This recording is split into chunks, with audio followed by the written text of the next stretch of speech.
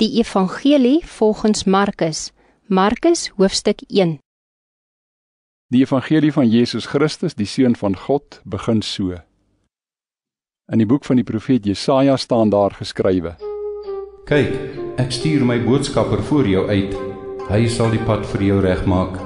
Iemand roep in die woestyn, maak die pad vir die Here gereed, maak die paaie vir hom reguit. So het Johannes die Doper in die woestyn opgetree. Hy het verkondig: bekeer julle en laat julle doop en God sal julle sondes vergewe. Die hele landstreek van Judea en al die inwoners van Jerusalem het na hom toe gestroom. Hulle het hulle sondes bely en is deur hom in die Jordaanrivier gedoop. Johannes het klere van kameelhaar gedra met 'n leerband om sy heupe, en hy het van sprinkane en veldheuning gelewe.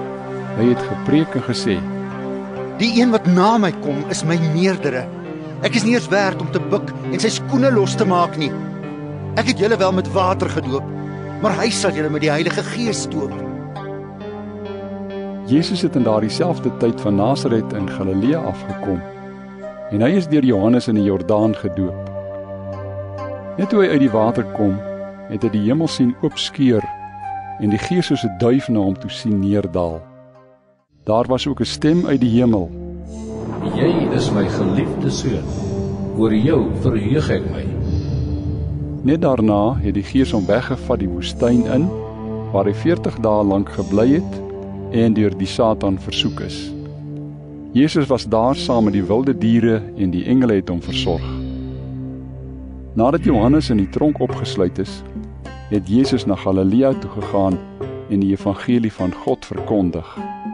Hy het gesê: Die tyd het aangebreek en die koninkryk van God het naby gekom. Bekeer julle en glo die evangelie. Eendag toe Jesus langs die see van Galilea loop, het hy vir Simon en Simon se broer Andreas gesien, waar hulle besig was om werpnette in die see uit te gooi. Hulle was vissers van beroep. Hy het toe vir hulle gesê: Kom hier, kom saam met my en ek sal julle vissers van mense maak. Onmiddellik het hulle die nette gelos en hom gevolg. Toe hy 'n entjie verder gaan, het hy vir Jakobus, seun van Zebedeus, en sy broer Johannes gesien, waar hulle in die skuit besig was om hulle nette reg te maak. En dadelik het hy hulle geroep. Hulle het hulle pa Zebedeus net so saam met die loonarbeiders in die skuit gelaat en saam met Jesus gegaan. Hulle het in Kapernaum gekom. Toe die Sabbatdag aanbreek, het Jesus reguit na die sinagoge toe gegaan en die mense daar begin leer. Hulle was verstom oor sy leer, want hy het hulle geleer soos een wat gesag het en nie soos die skrifgeleerdes nie. Op daardie oomblik was daar in hulle sinagoge 'n man wat van 'n onrein gees besete was. Hy het uitgeskreeu: Wat het ons met u te doen, Jesus van Nasaret? Het u gekom om ons te verdelg? Ek weet goed wie u is. U is die Heilige van God. Maar Jesus het hom skerp aangespreek: Bly stil en gaan uit hom uit. Die onrein gees het die man stuiptrekkings laat kry, hard geskreeu en toe uit hom uitgegaan. Almal was so verbaas dat hulle onder mekaar geredeneer en gesê het: Wat gaan hier aan? Dit is 'n nuwe leer en dit kom uit gesag. Hy gebied selfs die onrein geeste en hulle gehoorsaam hom. En dit was nie lank nie, of daar is in Galilea oral in die hele omgewing oor hom gepraat. Toe die mense uit die sinagoge kom, het hulle saam met Jakobus en Johannes reguit na die huis van Simon en Andreas toe gegaan. Die skoonmoeder van Simon het daar met 'n hoë koors siek gelê, en hulle het hom dadelik van haar vertel. Hy het na haar toe gegaan, haar hand gevat en haar regop gehelp. Toe het die koors haar verlaat en sy het hulle bedien.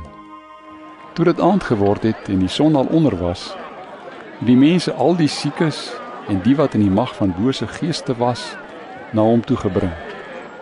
Die hele dorp het by die deur van die huis saamgedrom. Hy het baie siekes wat allerhande kwale gehad het, gesond gemaak en baie bose geeste uitgedrywe. Hy het die bose geeste nie toegelaat om te praat nie, omdat hulle geweet het wie hy is. Die môre vroeg, toe dit nog nag was, het hy opgestaan en buitentoe gegaan na 'n eensame plek en daar gebid. Simon en die wat by hom was, het hom egter gesoek. En toe hulle hom kry, sê hulle vir hom: Almal soek u. Maar hy antwoord hulle: Laat ons ergens anders heen gaan, na die nabygeleë dorpies toe, sodat ek daar ook kan preek, want daarvoor het ek gekom. Hy het toe gegaan en dwars deur Galilea in hulle sinagoges gepreek en bose geeste uitgedrywe. Daar kom toe 'n melaatse man na hom toe wat smeekend op sy knieë voor hom neerval en vir hom sê: As u wil, kan u my gesond maak? Jesus het hom jammer gekry, sy hand uitgesteek en hom aangeraak. Hy sê toe vir hom: Ek wil, word gesond. Sy melaatsheid het onmiddellik verdwyn en hy het gesond geword. Jesus het hom dadelik weggestuur, nadat hy hom ernstig aangespreek en vir hom gesê het: Moet vir niemand iets hiervan vertel nie, maar gaan wys jou vir die priester en bring die offers vir jou reiniging wat Moses voorgeskryf het. Dit sal vir die mense die bewys wees dat jy rein geword het. Hy het egter gegaan en dit wyd en suid begin verkondig en dit oral geloop en vertel. Daarom kon Jesus nie meer openlik in 'n dorp kom nie, en het hy gewoonlik buite in die oop veld gebly. Tog het die mense van alle kante af na hom toe gekom. Markus hoofstuk 2. Toe Jesus na 'n paar dae weer in Kapernaum kom, het dit bekend geword dat hy by die huis is. Baie mense het daar saamgedrom, sodat daar selfs by die deur nie meer plek was nie. Hy was besig om met hulle oor sy boodskap te praat. Daar kom toe mense wat 'n verlamde man na hom toe bring. 4 van hulle het hom gedra. Toe hulle hom weens die gedrang nie by Jesus kon kry nie, breek hulle die dak reg bokant hom oop. En nadat hulle 'n opening in die dak gemaak het, laat hulle die draagbaar waarop die verlamde man gelê het, daardeur afsak. Toe Jesus hulle geloof sien, sê hy vir die verlamde: Vriend, jou sondes word vergewe. Maar sommige van die skrifgeleerdes het daar gesit en hulle afgevra: Waarom sê hy so? Hy praat mos godslasterlik. Wie kan sondes vergewe behalwe God alleen? Jesus het dadelik geweet dat hulle by hulle self so redeneer. Hy sê toe vir hulle: Wat redeneer julle by julle self hieroor? Wat is makliker? Om vir die verlamde man te sê, jou sondes word vergewe? Of om te sê, staan op, vat jou draagbaar en loop? Maar ek gaan nou vir julle die bewys lewer dat die Seun van die mens volmag het om op die aarde sondes te vergewe. Hy sê toe vir die verlamde man: Ek sê vir jou, staan op, vat jou draagbaar en gaan huis toe. Hy het opgestaan, dadelik sy draagbaar gevat en voor die oë van almal uitgestap. Hieroor was hulle almal verbaas en het hulle God geprys en gesê: So iets het ons nog nooit gesien nie. Jesus het weer na die see toe gegaan. 'n Hele menigte mense het na hom toe gekom en hy het hulle geleer. Toe hy by die tolhuis verbygaan, sien hy vir Levi, seun van Alfeus, daar sit. En hy sê vir hom: Volg my. Levi het opgestaan en hom gevolg. Daarna het Jesus in Levi se huis gaan eet. Baie tollenaars en sondaars was saam met hom en sy disippels aan tafel, want daar was baie van hulle wat hom gereeld gevolg het. Toe die skrifgeleerdes onder die fariseërs sien dat hy saam met sondaars en tollenaars eet, het hulle vir sy disippels gesê: Waarom eet hy saam met tollenaars en sondaars? Jesus het dit gehoor en hy sê vir hulle: Die wat gesond is, het nie 'n dokter nodig nie, maar die wat siek is. Ek het nie gekom om mense te roep wat op die regte pad is nie, maar sondaars. Johannes se volgelinge en die Fariseërs was besig om te vas. En die mense kom toe en vra vir Jesus: Waarom vas die volgelinge van Johannes en die volgelinge van die Fariseërs, maar u disippels vas nie? Jesus antwoord hulle: Kan die bruilofsgaste dan vas terwyl die bruidegom by hulle is? Nee, solank hulle die bruidegom by hulle het, kan hulle nie vas nie. Maar daar sal 'n tyd kom wanneer die bruidegom van hulle af weggeneem sal word. Dan, op daardie dag, sal hulle vas. Niemand lap tog ou klere met ongekrimpte materiaal nie, want dan skeur die nuwe lap nog 'n stuk van die oue uit en die gat word net groter. Niemand gooi ook nuwe wyn in ou velsakke nie, want dan laat die wyn die sakke oopbars en die wyn sowel as die sakke gaan verlore. Nuwe wyn word in nuwe sakke gegooi. Een keer toe Jesus op 'n Sabbatdag tussen gesaaides deurloop, het sy disippels so in die loopare begin afpluk. Die Fariseërs sê toe vir hom: Kyk daar, waarom doen hulle iets wat nie op die Sabbatdag gedoen mag word nie? Hy sê vir hulle: Het julle nog nooit gelees wat Dawid gedoen het toe hy en sy manne nie kos gehad het nie en honger gekry het?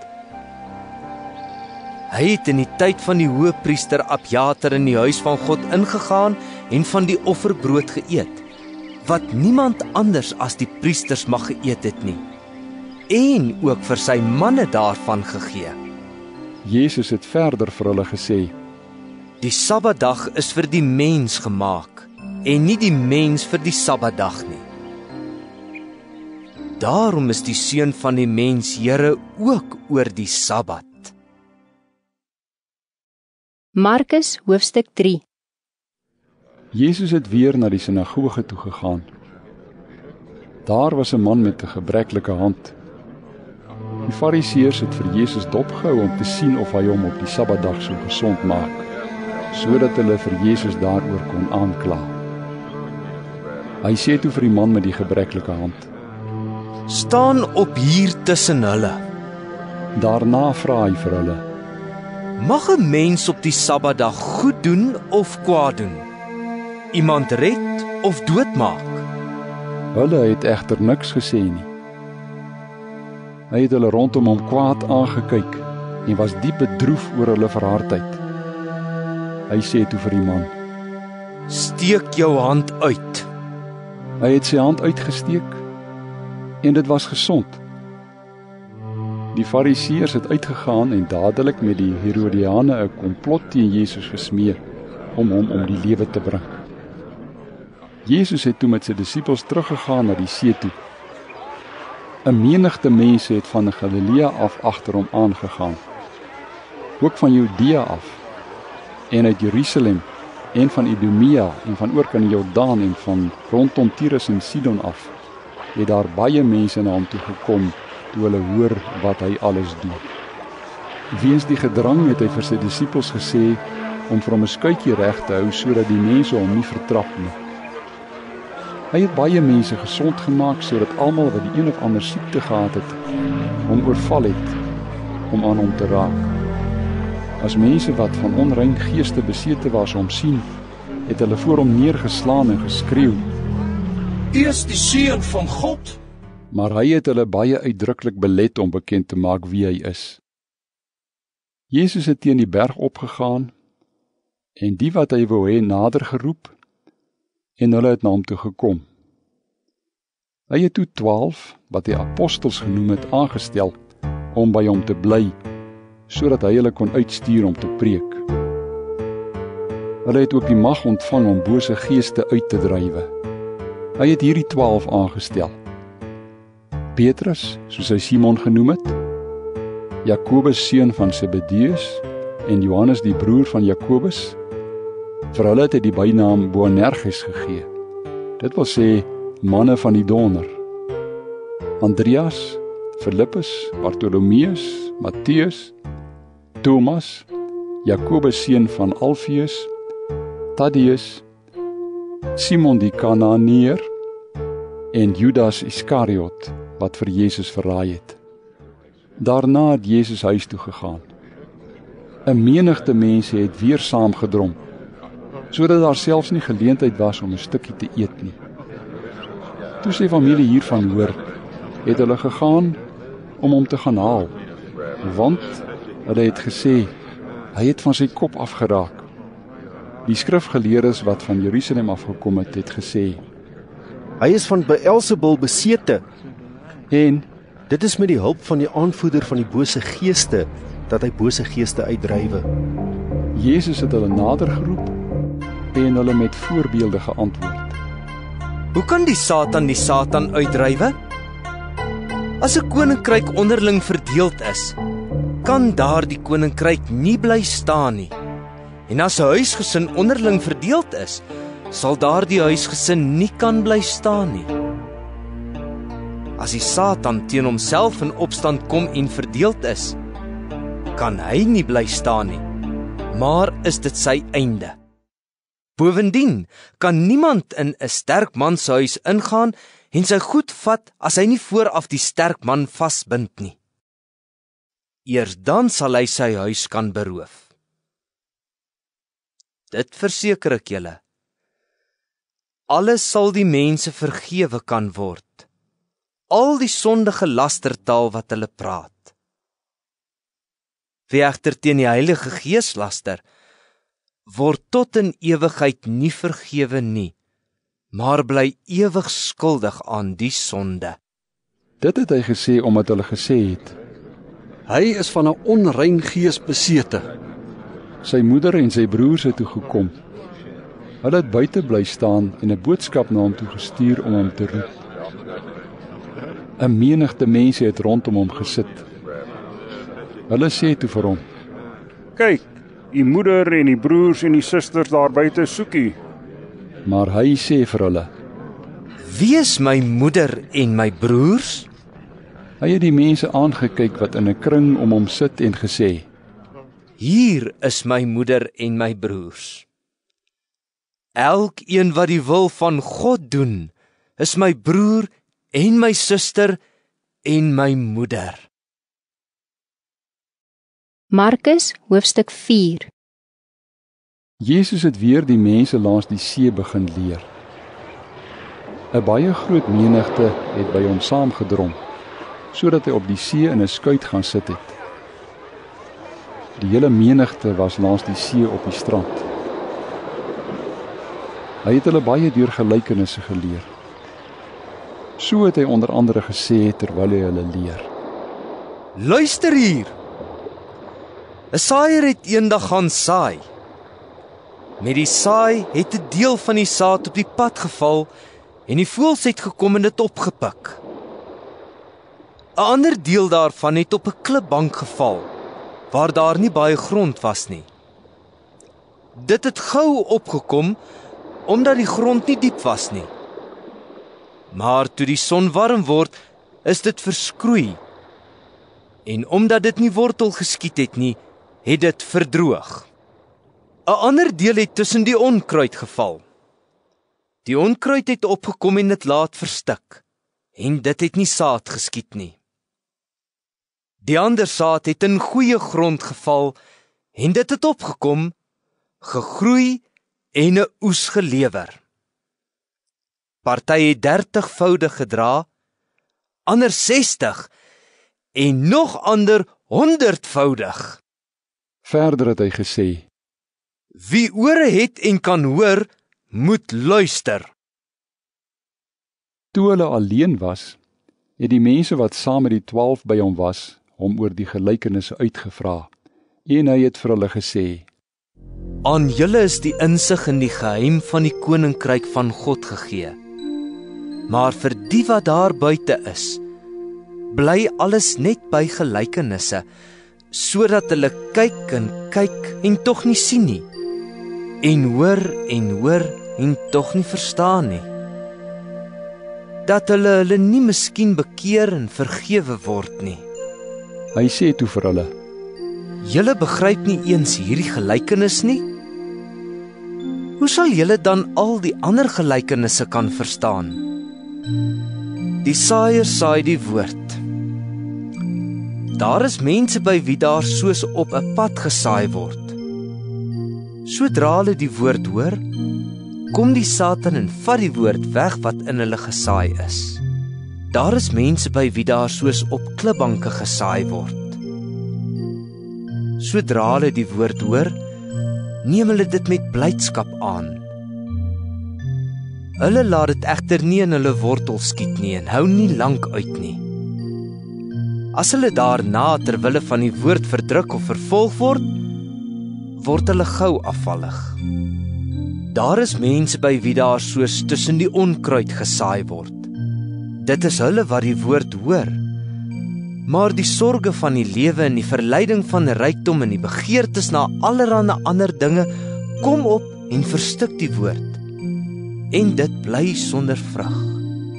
Dan is daar die mense by wie daar soos op goeie grond gesaai is, wat die woord hoor en aanvaar en vrug voortbring. Party 30, party 60 en party 100voudig. Hy het vir hulle gesê: 'n lamp kom mos nie onder 'n emmer of onder 'n bed nie? Is dit nie bedoel om op 'n staander gesit te word nie? Daar is geen geheim nie, of dit moet openbaar gemaak word. En daar word niks geheim gehou nie, of dit moet aan die lig kom. As iemand ore het en kan hoor, moet hy luister. Hy het ook vir hulle gesê: Gee aandag aan wat julle hoor, want met die maat waarmee julle meet, sal vir julle gemeet word, en daar sal vir julle nog toegevoeg word. Wie het, vir hom sal daar nog meer gegee word. En wie nie het nie, van hom sal ook die bietjie wat hy het, weggevat word. Verder het hy gesê: Met die koninkryk van God gaan dit so.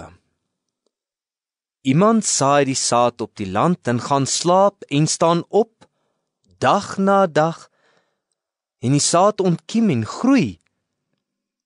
Hoe, weet hy self nie.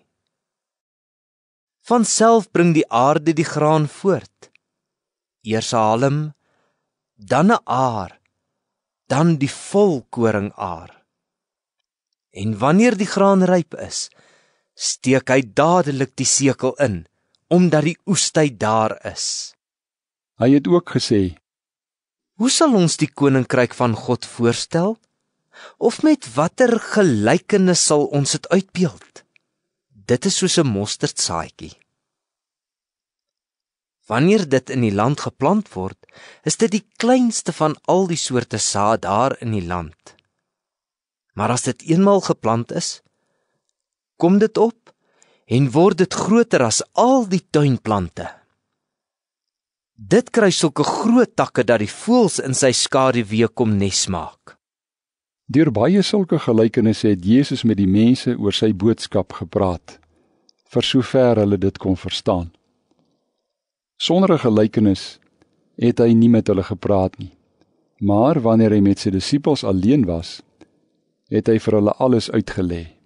Laat daardie middag sê Jesus vir sy disippels: Kom ons vaar oorkant toe.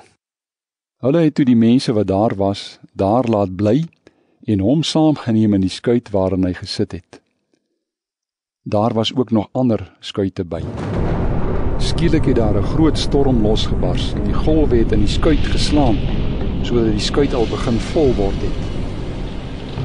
Jesus het op die bank in die agtersteewe gelê en slaap. Hulle maak hom toe wakker en sê vir hom: Meneer, gee u dan nie om dat ons vergaan nie? Toe staan hy op, bestraf die wind en sê vir die see: Hou op, bedaar. Die wind het gaan lê en daar het 'n groot stilte gekom.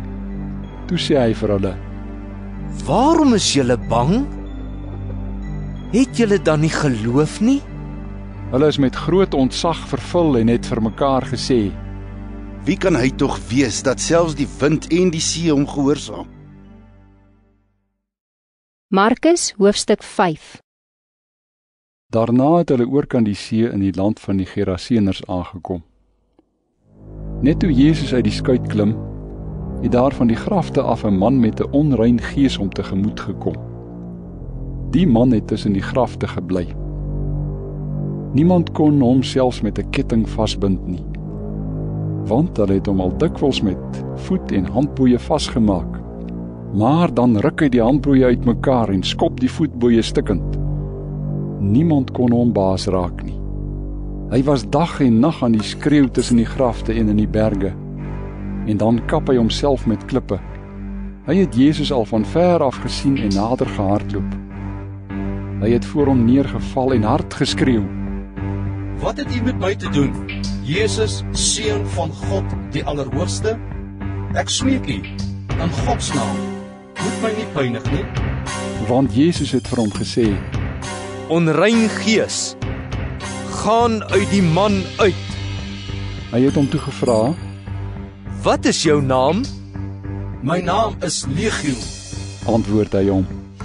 Want ons is baie. Die man het hom toe ernstig gesoebat om hulle nie uit die landstreek uit weg te stuur nie. Daar naby teen die berg het 'n groot trop varke geloop.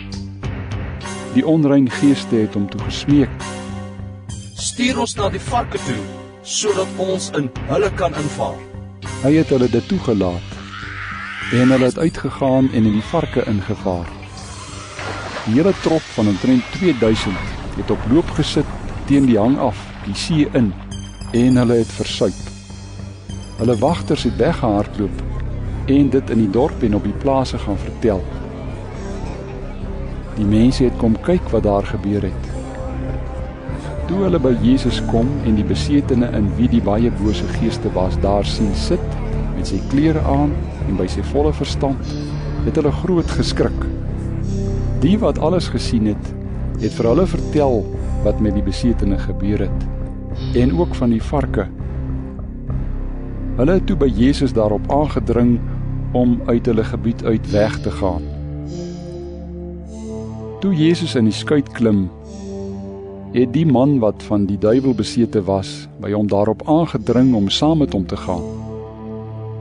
Jesus het hom dit egter nie toegelaat nie, maar vir hom gesê: Ga na jou huis, na jou mense toe, en gaan vertel vir hulle wat die Here alles vir jou gedoen het, en dat hy jou jammer gekry het.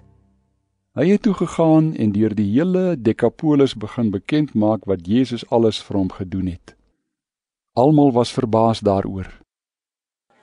Jesus het daarna met die skuit teruggevaar oorkant toe, en toe hy nog daar by die see was, het 'n groot menigte om hom saamgedrom.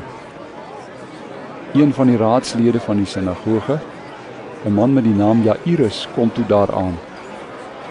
Net toe hy vir Jesus sien, val hy op sy knieë voor hom en smeek hom dringend: My dogtertjie lê op haar uiterste.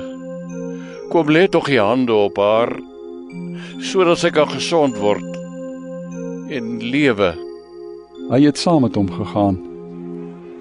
'n Groot menigte het agter hom aangegaan, en hulle het van alle kante af teen hom gedruk.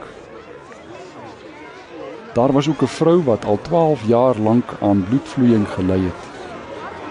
Sy het baie gely onder die behandeling van talle dokters en het alles wat sy gehad het daaraan bestee. Sy het egter geen baat daarby gevind nie. Haar toestand het eerder vererger. Sy het van Jesus gehoor en in die gedrang nader gekom en van agter af aan sy klere geraak.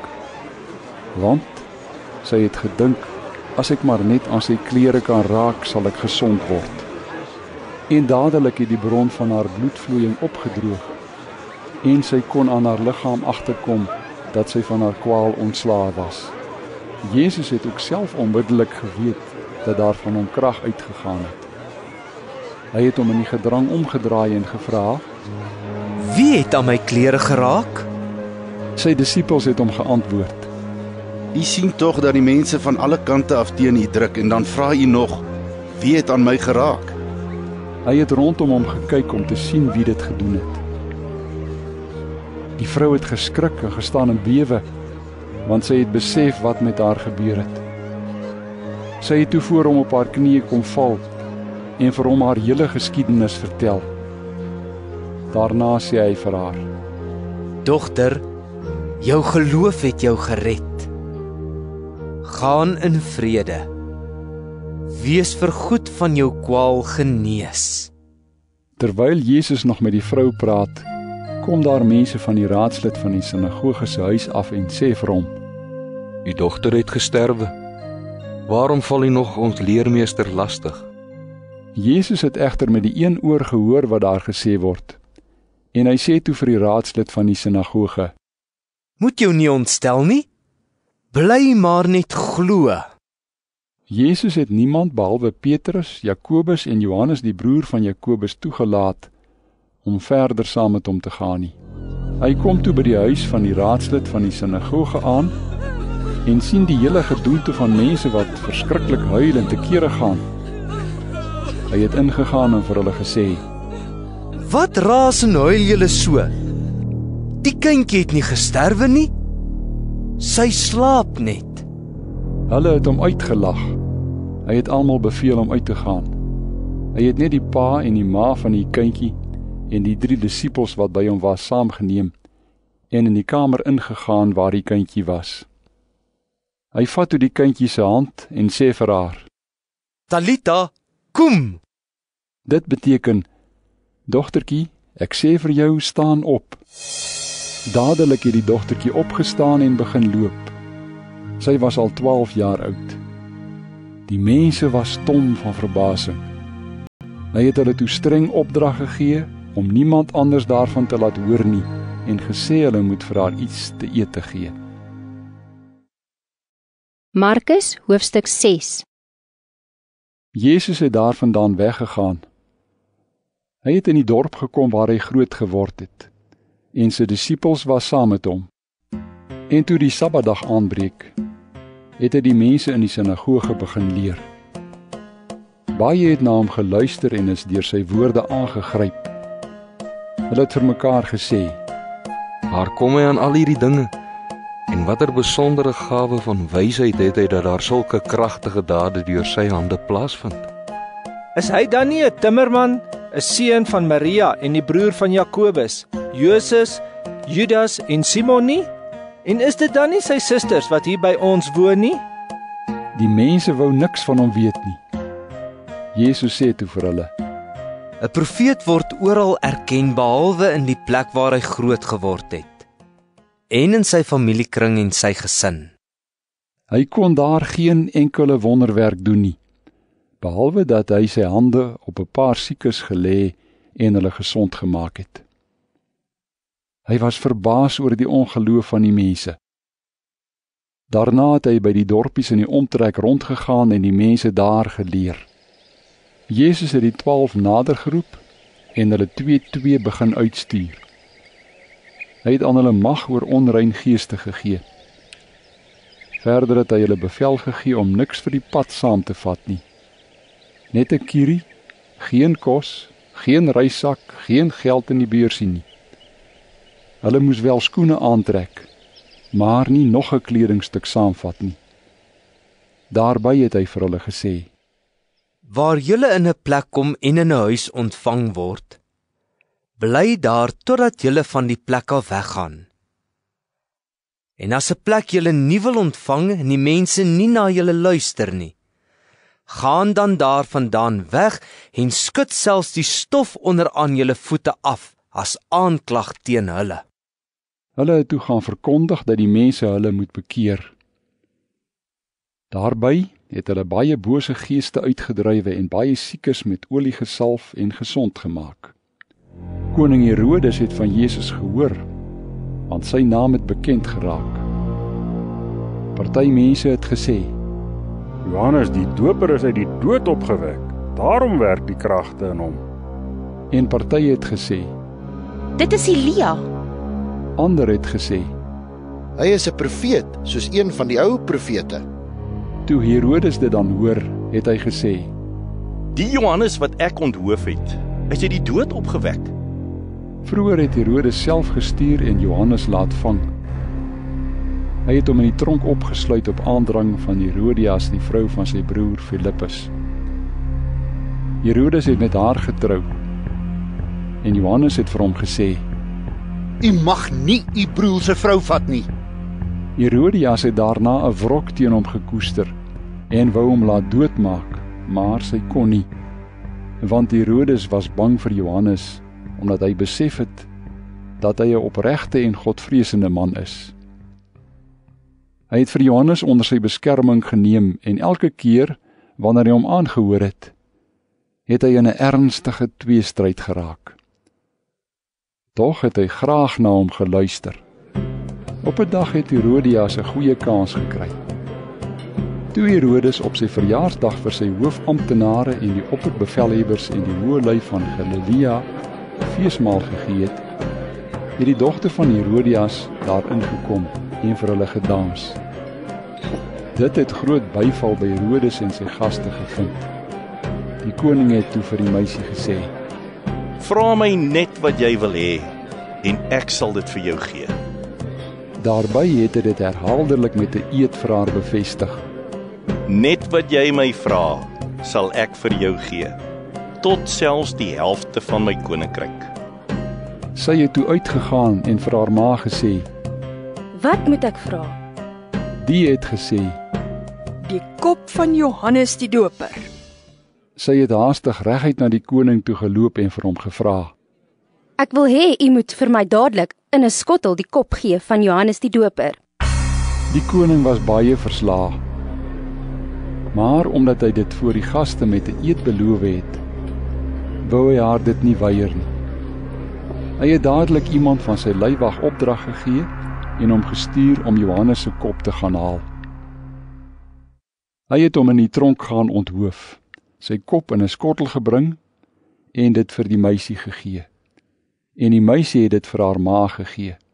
Toe Johannes se volgelinge daarvan hoor, het hulle gekom en sy lijk weggeneem en begrawe.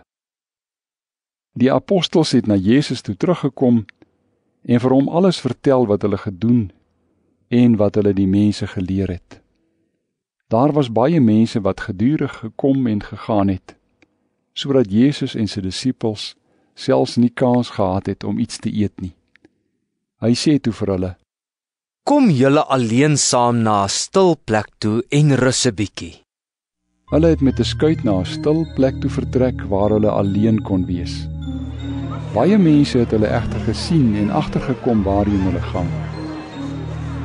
Hulle het vinnig van al die dorpe af te voet daarheen gegaan en nog voor Jesus en sy disippels daar aangekom. Toe Jesus uit die skuit klim, het hy 'n groot menigte mense daar gesien en hy het hulle innig jammer gekry, want hulle was so skape wat nie 'n wagter het nie. Hy het hulle toe baie uitvoerig begin leer. Toe dit al baie laat was, het Jesus se disippels vir hom kom sê: Dit is 'n afgeleë plek hierdie en dit is al baie laat. Stuur die mense terug, sodat hulle op die plase in die omtrek en in die dorpies vir hulle iets te ete kan koop. Maar hy sê vir hulle: Gee julle vir hulle iets om te eet. Hulle antwoord hom: Moet ons met 200 mense se dagloon brood gaan koop om vir hulle iets te ete te gee? Hy vra vir hulle: Hoeveel brood het julle? Gaan kyk. En nadat hulle gaan kyk het, sê hulle: 5 en 2 visse. Hy het hulle opdrag gegee om al die mense klompies op die groen gras te laat sit om te eet. Die mense het in groepe van 100 en in groepe van 50 gaan sit. Toe het hy die 5 brode en die 2 visse geneem, na die hemel opgekyk en die seën gevra.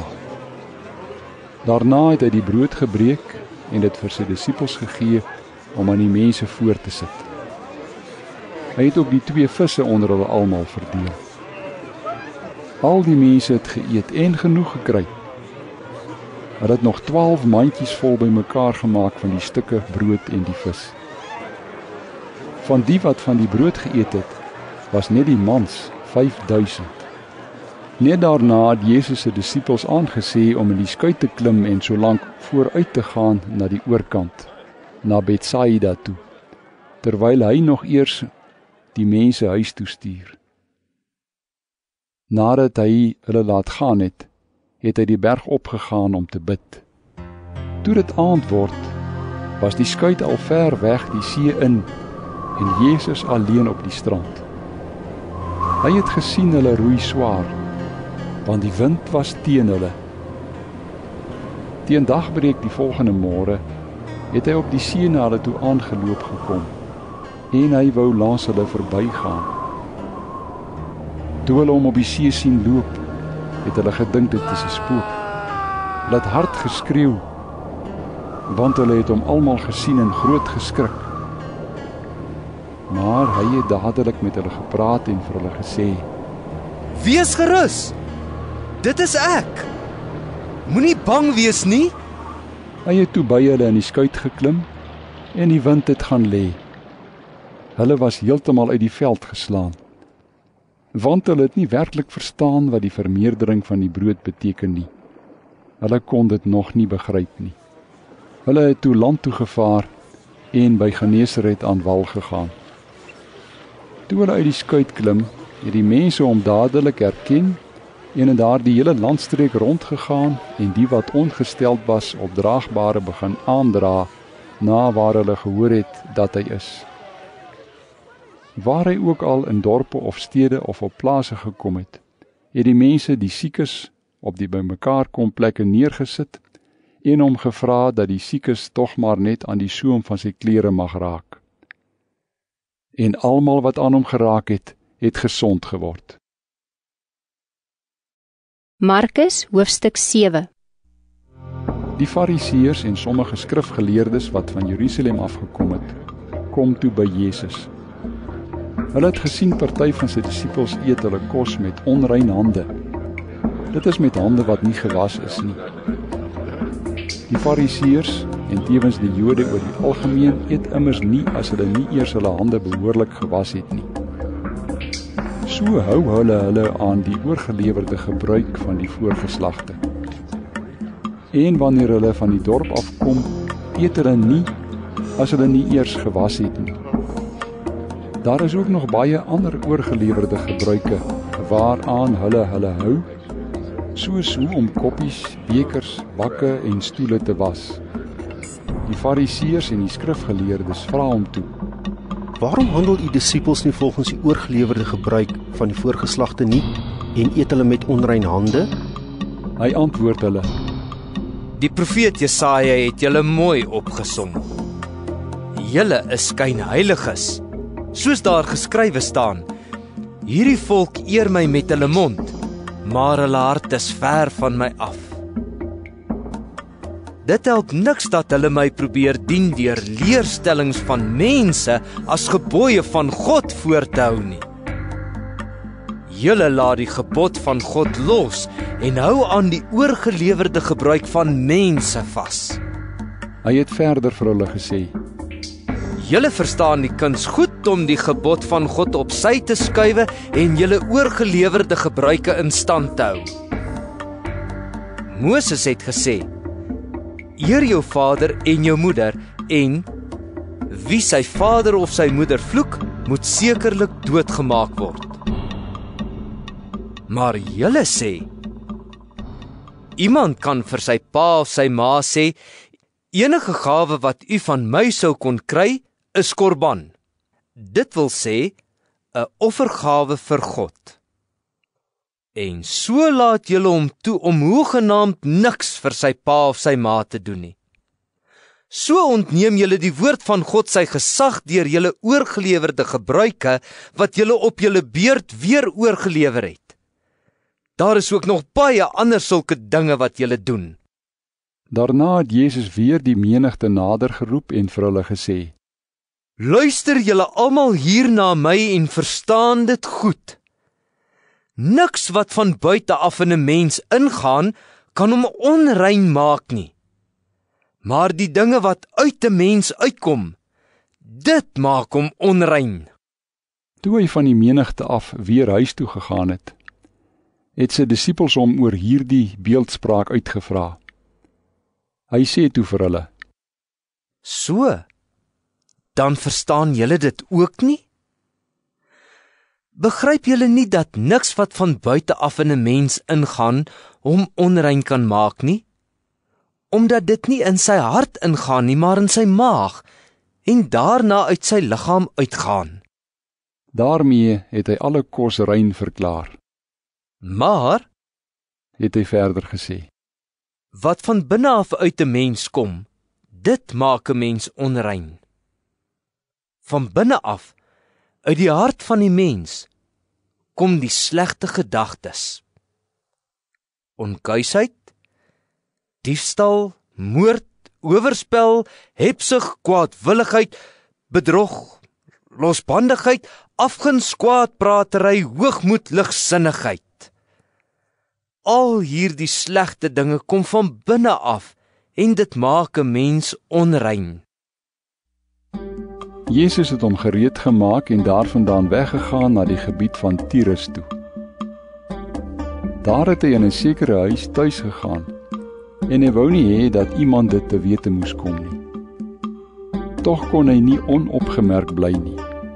'n Vrou wie se dogtertjie van 'n onrein gees besete was, het gou van hom te hore gekom. Sy het gekom en voor sy voete neergeval. Hierdie vrou was 'n Griek wat in Sirofenisië gebore is. Sy het hom gevra om die bose gees uit haar dogter uit te drywe. Maar hy het vir haar gesê: Wag dat die kinders eers klaar eet, want dit is nie mooi om die kinders se kos te vat en vir die hondjies te gooi nie.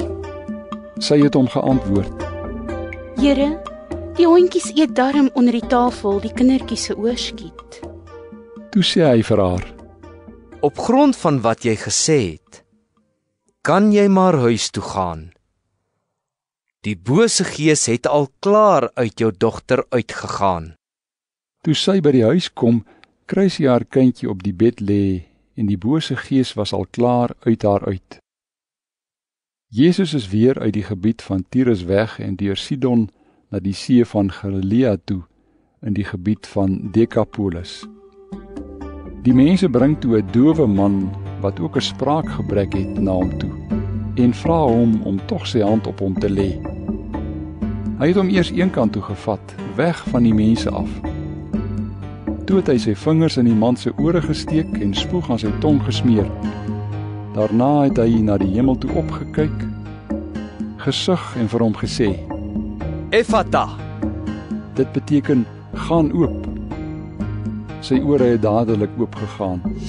Die belemmering van sy spraak het verdwyn en hy het reg gepraat. Jesus het die mense belet om dit vir iemand anders te vertel.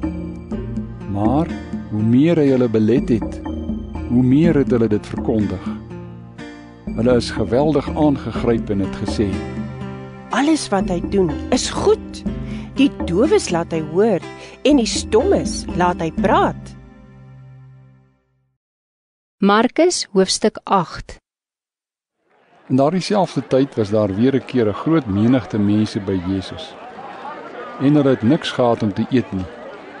Hy roep toe sy disippels nader en sê vir hulle: Ek kry hierdie mense innig jammer, want hulle is nou al 3 dae lank hier by my en hulle het niks om te eet nie.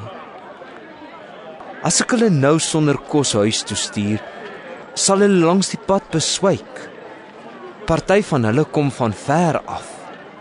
Maar die disippels sê vir hom: Waar sal 'n mens in hierdie verlatenheid genoeg brood vir hulle kan kry? Hy vra hulle toe: Hoeveel brood het julle? 7, antwoord hulle. Toe gee hy die mense bevel om op die grond te gaan sit. Nadat hy die 7 brode geneem en God gedank het, het hy dit gebreek en vir sy disippels gegee om uit te deel. En hulle het dit aan die mense voorgesit. Hulle het ook 'n paar visies gehad. En nadat hy die seun gevra het hy gesê, hulle moet dit ook uitdeel. Die mense het geëet en genoeg gekry. En hulle het nog 7 mandjies vol bymekaar gemaak van die stukke wat oorgebly het. Daar was omtrent 4000 mense. Daarna het hy hulle huis toe gestuur. Hy het toe dadelik saam met sy disippels in die skuit geklim en na die gebied Dalmanuta toe gegaan. Daar kom toe Fariseërs wat met Jesus begin redeneer. Om hom op die proef te stel, wou hulle van hom 'n wonderteken uit die hemel hê. Hy het diep gesug en gesê: Waarom wil hierdie geslag 'n teken hê? Dit verseker ek julle. Aan hierdie geslag sal beslis nie 'n teken gegee word nie. Hy het hulle daar laat staan, weer in die skuit geklim en na die oorkant van die see toe gegaan. Die disippels het vergeet om brood saam te vat. Hulle het net een by hulle in die skuit gehad. Jesus het hulle toe gewaarsku: Pas op! Wees op julle hoede vir die suurdeeg van die Fariseërs en die suurdeeg van Herodes. Hulle het toe vir mekaar gesê, dit is omdat hulle nie brood het nie. Toe Jesus dit hoor, sê hy vir hulle: Waarom praat julle daaroor dat julle nie brood het nie? Begryp en verstaan julle nog nie?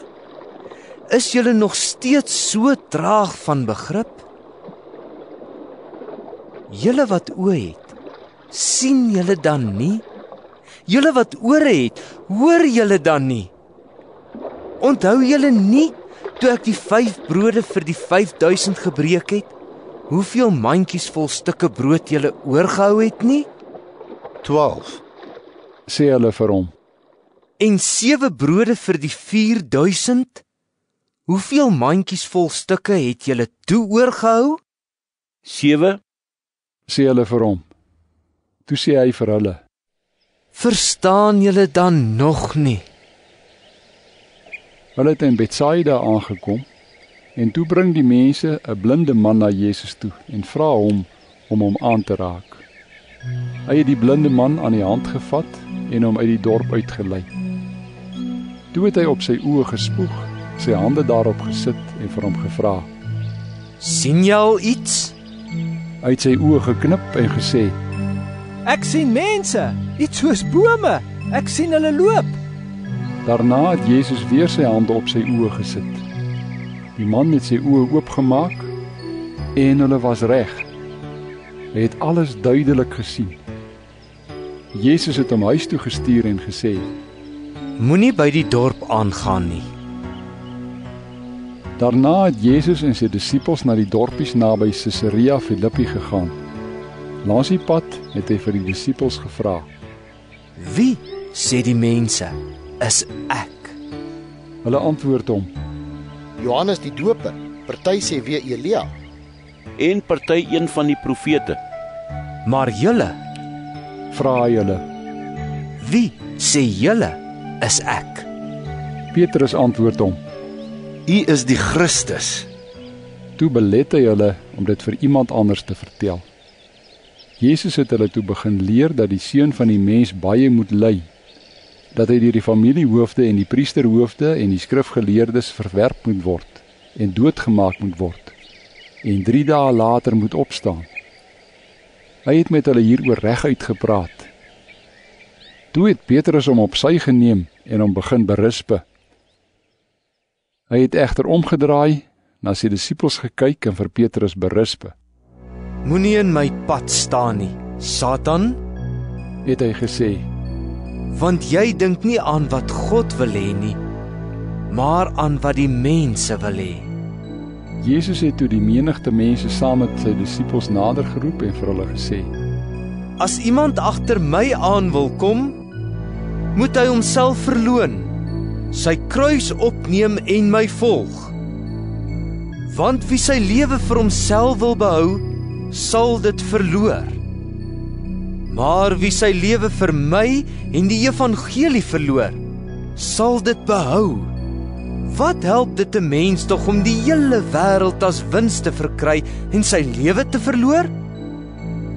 Wat sal 'n mens kan gee in ruil vir sy lewe? Wie om dan vir my en my woorde skaam te midde van hierdie ontroue en sondige geslag? Vir hom sal die Seun van die Mens hom ook skaam wanneer hy kom saam met die heilige engele.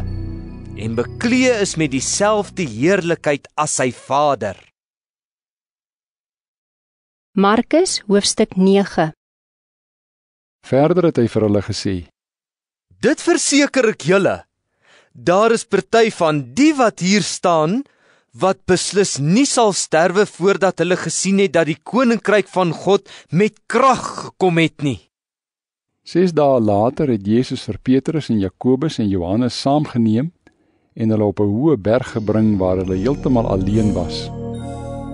Toe het sy voorkoms voor hulle oë verander en sy klere het blink geword, spierwit soos niemand op aarde dit kan maak nie. Elia en Moses het toe aan hulle verskyn en met Jesus gestaan en praat. Toe sê Petrus vir Jesus: Rabbi, dit is goed dat ons hier is. Laat ons 3 hutte bou, een vir u, een vir Moses en een vir Elia. Hy het nie geweet wat hy sê nie, so verskrik was hy saam met die ander. Daar het toe 'n wolk gekom wat sy skaduwee oor hulle laat val het, en uit die wolk het daar 'n stem gekom: Dit is my geliefde seun, luister na hom. En met eens, toe hulle weer kyk, sien hulle niemand meer nie, net Jesus alleen by hulle. Terwyl hulle van die berg afkom, het Jesus hulle opdrag gegee om wat hulle gesien het vir niemand te vertel voordat die Seun van die mens uit die dood opgestaan het nie. Hulle het hulle toe aan hierdie opdrag gehou, maar onder mekaar geredeneer oor wat dit beteken as hy sê dat die Seun van die mens uit die dood sal opstaan. Hulle vra hom toe: Waarom sê die skrifgeleerdes dat Elia eers moet kom? Elia kom wel eers om alles weer reg te maak, antwoord hy hulle. En hoe staan daar ook oor die Seun van die mens geskrywe? Hy moet baie ly en verag word. Maar ek sê vir julle, Elia het reeds gekom, en die mense het met hom gemaak wat hulle wou, net soos daar oor hom geskrywe staan. Toe hulle weer by die ander disippels kom, sien hulle 'n groot menigte mense daar rondom hulle en skrifgeleerdes wat met hulle redeneer.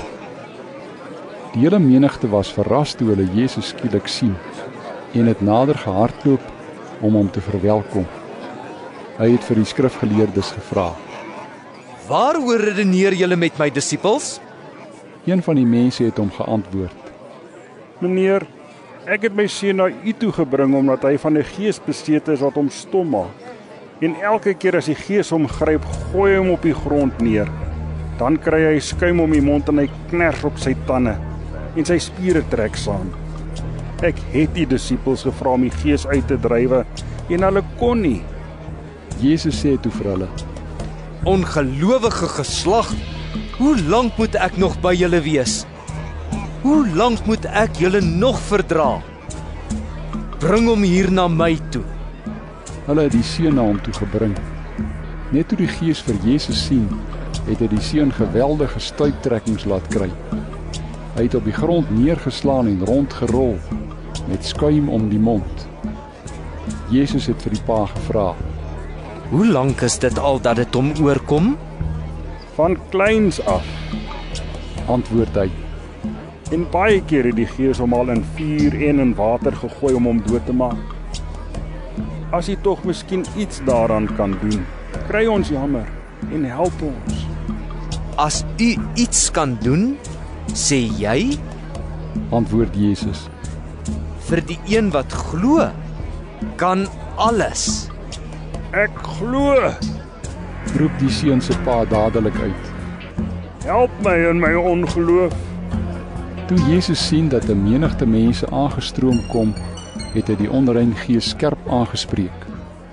Jou stom en dowe gees, ek gebied jou, gaan uit hom uit en moet nooit weer in hom invaar nie. Die gees het hom laat skreeu en ewige stuiptrekkings laat kry en toe uit hom uitgegaan. Dit het gelyk of die seun dood is, sodat baie mense gesê het: Hy is dood.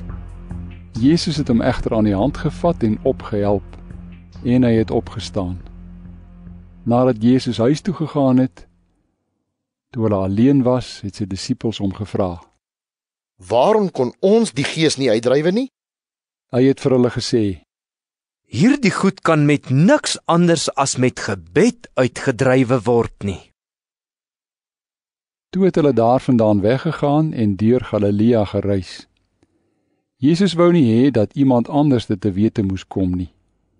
Hy het sy disippels geleer en vir hulle gesê: Die Seun van die mens word in die hande van mense oorgelewer. En hulle sal hom doodmaak. En 3 dae nadat hy doodgemaak is, sal hy opstaan. Hulle het dit nie verstaan nie, maar hulle was te bang om hom daaroor uit te vra. Toe hulle daarna in Kapernaum by die huis kom, het hy vir hulle gevra: Waaroor het julle langs die pad geloop en praat?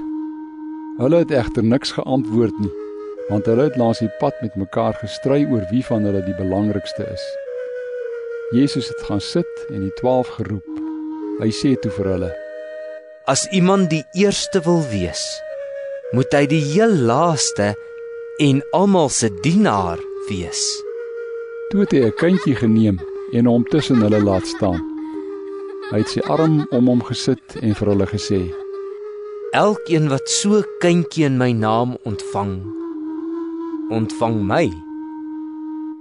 En elkeen wat my ontvang, ontvang nie net vir my nie, maar ook vir hom wat my gestuur het. Johannes het toe vir hom gesê: Here, ons het iemand gesien wat in u naam bose geeste uitdrywe. Ons het hom probeer keer, omdat hy ons nie volg nie. Moet hom nie keer nie, sê Jesus. Want daar is niemand wat 'n kragtige daad in my naam sal doen en net daarna minagtend van my sal kan praat nie. Wie nie teen ons is nie, is vir ons. Elkeen wat vir julle 'n beker water te drinke sal gee omdat julle aan Christus behoort, hy sal beslis die beloning daarvoor kry. Dit verseker ek julle. Elkeen wat een van hierdie kleintjies wat in my glo, van my afvallig laat word. Vir hom is dit baie beter as 'n groot meulsteen aan sy nek vasgemaak en hy in die see gegooi word. As jou hand jou van my afvallig laat word, kap hom af. Dit is beter dat jy vermink in die lewe ingaan, as dat jy al 2 jou hande het en na die hel toe gaan, in die onblusbare vuur. En as jou voet jou van my afvallig laat word, kap hom af. Dit is beter dat jy kreupel die lewe ingaan, as dat jy al 2 jou voete het en in die hel gegooi word. En as jou oog jou van my afvallig laat word, pluk hom uit. Dit is beter dat jy met 1 oog die koninkryk van God ingaan, as dat jy al 2 oë het en in die hel gegooi word.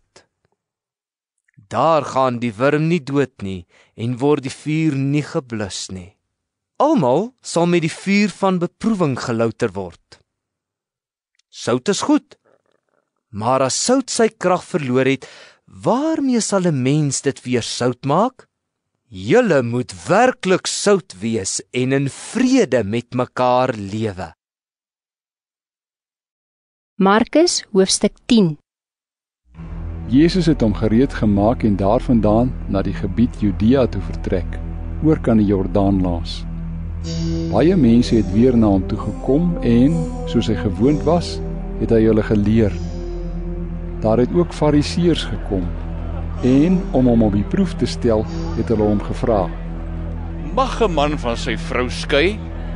Hy het daarop vir hulle gevra: Wat het Moses julle beveel? Moses het toegelaat dat iemand 'n skeibrief opstel en skei, het hulle geantwoord. Toe sê Jesus vir hulle: Dit is oor die hardheid van julle harte dat hy hierdie bepaling vir julle gemaak het.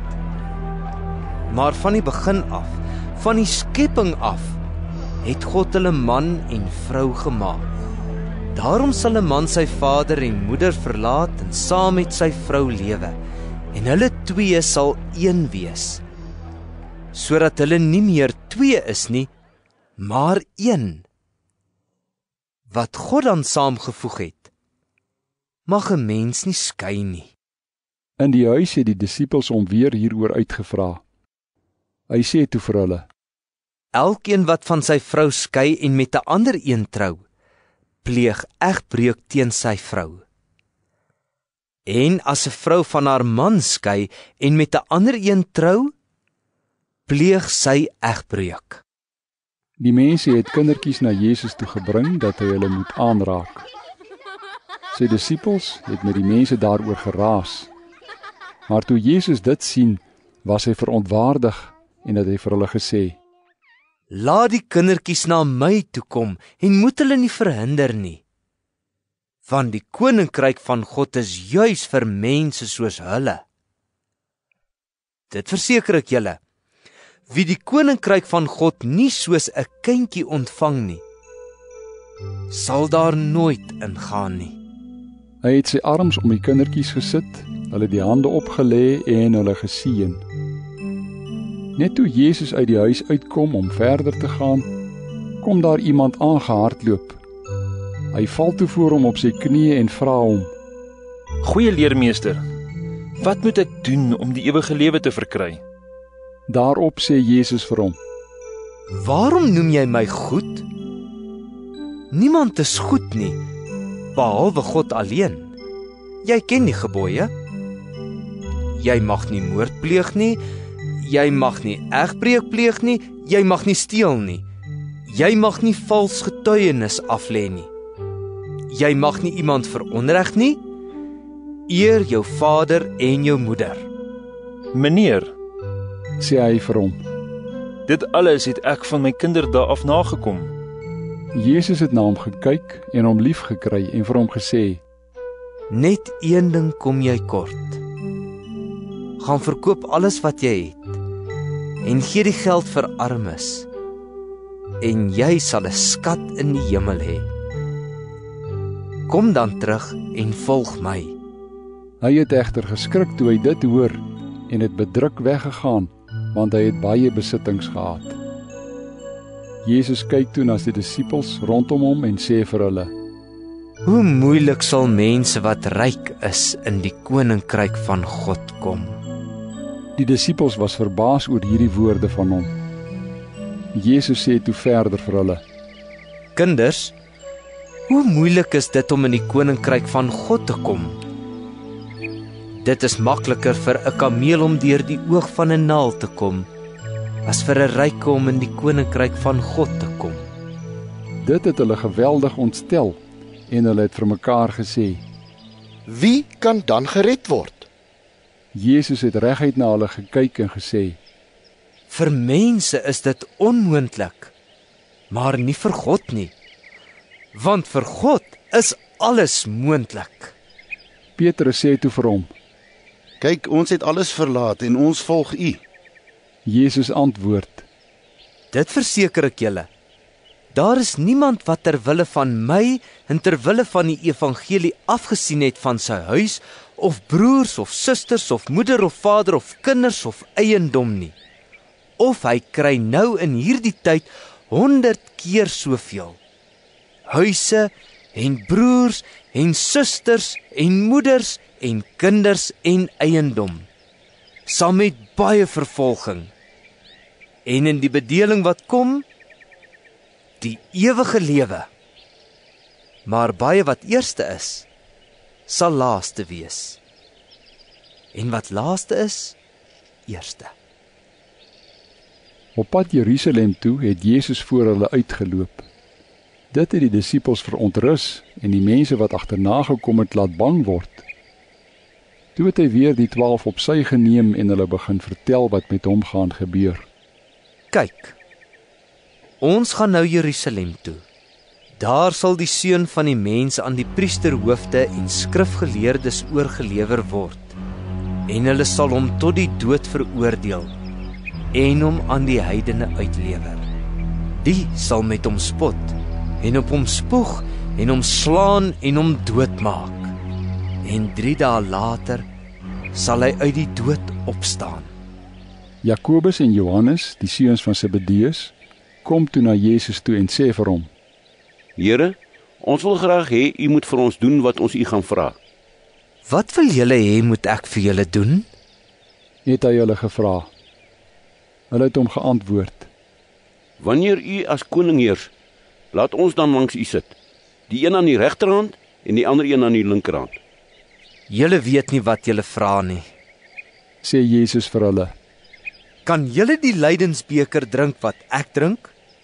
Of met die doop gedoop word waarmee ek gedoop word? Ons kan, sê hulle vir hom. Daarop sê Jesus vir hulle. Die beker wat ek drink, sal julle drink, ja. En met die doop waarmee ek gedoop word, sal julle gedoop word. Maar om aan my regter of my linkerhand te sit, daaroor besluit ek nie. Dit is vir die vir wie God dit gereed gemaak het. Toe die 10 ander dit hoor, was hulle verontwaardig oor Jakobus en Johannes. Jesus roep hulle toe nader en sê vir hulle: Julle weet dat dit by die nasie so is, dat hulle sogenaamde regerders oor hulle baas speel, en dat hulle groot manne die mag oor hulle misbruik. Maar by julle moet dit nie so wees nie. Elkeen wat in julle kring groot wil word, moet julle dienaar wees. En elkeen onder julle wat die eerste wil wees, moet julle almal se dienaar wees. Die Seun van die mens het ook nie gekom om gedien te word nie, maar om te dien en sy lewe te gee as losprys vir baie mense. Daarna kom hulle in Jerigo aan. Toe Jesus en sy disippels en 'n aansienlike menigte weer daarvandaan verder gaan, sit daar 'n blinde bedelaar, Bartimeus, seun van Timeus, langs die pad. Toe hy hoor dat dit Jesus van Nasaret is, het hy begin uitroep: Jesus, seun van Dawid, ontferm U tog oor my? Baie mense het met hom geraas en gesê hy moet stil bly, maar hy het al hoe harder uitgeroep: Seun van Dawid, ontferm U tog oor my? Jesus het gaan staan en gesê: Roep hom nader. Hulle roep toe die blinde man en sê vir hom: Hou moed, staan op, hy roep jou. Hy het sy boekleed net daar gelos en opgespring en na Jesus toe gegaan. Jesus vra vir hom: Wat wil jy hê moet ek vir jou doen? Rabboni, sê die blinde man vir hom, dat ek kan sien. Jesus sê daarop vir hom: Jy kan maar gaan. Jou geloof het jou gered. Dadelik kon hy sien en het hy op die pad agter Jesus aangegaan. Markus hoofstuk 11. Toe hulle naby Jerusalem kom, by Betfage en Betanië op die Olyfberg, stuur Jesus 2 van sy disippels en sê vir hulle: Ga na die dorpie daar reg voor julle, en net soos julle inkom, sal julle daar 'n jong donkie vasgemaak kry. Geen mens het nog op hom gery nie. Maak hom los en bring hom hier. En as iemand vir julle sê: Wat maak julle daar? Moet julle sê: Die Here het hom nodig en hy sal hom gou weer hierheen terugstuur. Hulle het toe gegaan en 'n jong donkie by die ingang buite langs die pad vasgemaak gekry en hom losgemaak. Party van die mense wat daar gestaan het vir hulle gesê: Waarom maak julle die donkie los? Hulle het hulle geantwoord soos Jesus gesê het. Daarna het die mense hulle laat begaan. Hulle bring toe die donkie na Jesus toe en sit van hulle klere op hom, en Jesus het opgeklim. Baie mense het van hulle klere op die pad oopgegooi en party weer groen takkies wat hulle langs die pad afgebreek het. Die wat voorgeloop en die wat agteraan gekom het uitgeroep: Prys hom! Loof hom wat in die naam van die Here kom. Geseën is ons grootvader Dawid se koninkryk wat aan die kom is. Prys hom in die hoogste hemel! Jesus het in Jerusalem na die tempel toe gegaan en alles daar bekyk. Dit was al laat middag toe hy en die 12 weer na Betanië toe gegaan het. Toe hulle die volgende dag van Betanië af terugkom, het Jesus honger gekry. Hy sien toe op 'n afstand 'n vyeboom met blare aan en gaan daarheen om te kyk of hy nie miskien 'n vy daaraan kry nie. Toe hy daar kom, kry hy niks nie, net blare, want dit was nie vye tyd nie. Hy sê toe vir die boom: Van jou sal niemand tot in der ewigheid ooit weer vye eet nie. Sy disippels het dit gehoor. Hulle kom toe in Jerusalem aan. Jesus het na die tempel toe gegaan en die mense wat op die tempelplein besig was om te koop en te verkoop, daar begin uitjaag.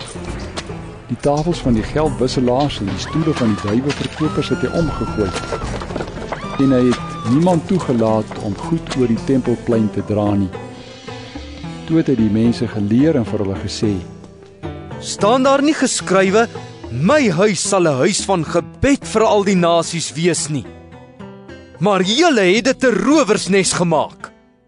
Die priesterhoofde en die skrifgeleerdes het dit gehoor en het na 'n plan gesoek om hom om die lewe te bring, want hulle was bang vir hom, omdat al die mense deur sy leer aangegryp is. Toe dit aand geword het, het Jesus en sy disippels uit die stad uit weggegaan. Toe hulle die volgende môre vroeg by die vyeboom verbygaan, sien hulle dat hy tot in sy wortels verdroog is. Gedagtig aan wat Jesus gesê het, sê Petrus vir hom: Rabbi, kyk, die vyeboom wat u vervloek het, is verdroog. Jesus sê toe vir hulle: Julle moet geloof in God hê. Dit verseker ek julle. Elkeen wat vir hierdie berg sê, lig jou op en val in die see, en daarby nie in sy hart twyfel nie, maar glo dat wat hy sê gebeur, vir hom sal dit gebeur.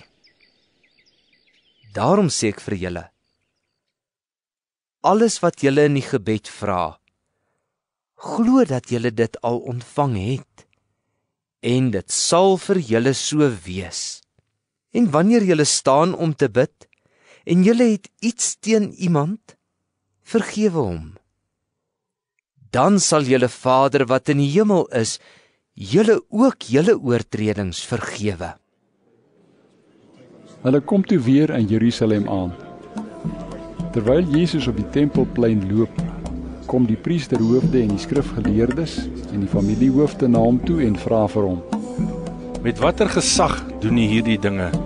Wie het jy hierdie gesag gegee om dit te doen? Jesus sê toe vir hulle: Ek gaan julle een ding vra, en as julle my daarop antwoord, sal ek vir julle sê met watter gesag ek hierdie dinge doen. Die doop van Johannes, was dit van God of van mense afkomstig? Antwoord my. Hulle redeneer toe onder mekaar: As ons sê van God af, sal hy sê: Waarom het julle hom dan nie geglo nie? Maar moet ons sê van mense af? Hulle was bang vir die mense, want almal was van mening dat Johannes werklik 'n profeet was. Daarom sê hulle toe vir Jesus: Ons weet nie. Jesus sê toe vir hulle: Dan sê ek ook nie vir julle met watter gesag ek hierdie dinge doen nie. Markus hoofstuk 12. Jesus het voortgegaan om in gelykenisse met hulle te praat en gesê: 'n man het 'n wingerd aangeplant en 'n klipmuur daar rondom gebou. Hy het daarin ook 'n parskuip uitgekap en 'n wagtoring opgerig. Toe het hy dit aan boere verhuur en daarvandaan weggegaan. Op die vasgestelde tyd het hy 'n slaaf na die boere toegestuur om by hulle sy deel van die wingerd se opbrengs te kry. Hulle het hom egter gegryp en geslaan en met leë hande weggejaag. Daarna het hy 'n ander slaaf na hulle toegestuur. Hulle het hom oor die kop geslaan en hom uitgeskel. Hy het nog 'n ander een gestuur en vir hom het hulle doodgemaak. Later het hy nog baie ander gestuur. Hulle het party geslaan en ander doodgemaak. Hy het nog net een oorgehad, sy geliefde seun. Heel laaste het hy hom na hulle toegestuur met die gedagte: hulle sal tog my seun ontsien. Maar daardie boere het vir mekaar gesê: dit is die erfgenaam die. Kom ons maak hom dood, dan sal die erfenis ons in wees. Hulle het hom toe gegryp en doodgemaak en hom uit die wingerd uitgegooi. Wat dink julle sal die eienaar van die wingerd nou doen? Hy sal kom en die boer om die lewe bring en die wingerd vir ander mense gee. Julle het tog al in die skrif gelees?